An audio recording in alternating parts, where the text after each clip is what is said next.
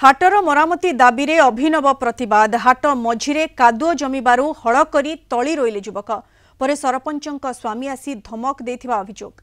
Kakatpur block ओथका हाट शोचनीय होई पड़िलानी।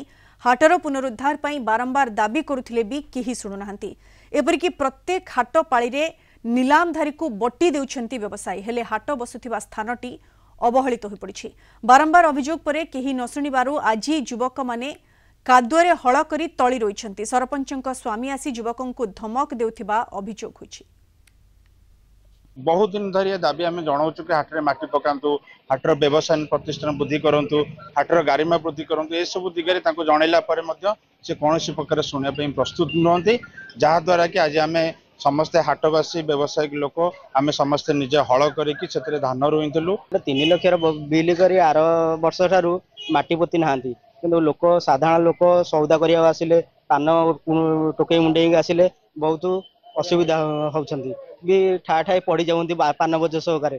आम आपको सरपंच को जनइलु, सरपंच आर किसी पदक्षेप नेले ना। से आम गोटे विभिन्न प्रणाली एमती कादो मादो कर धान रोईले देखिलु सचेतन होगापाई।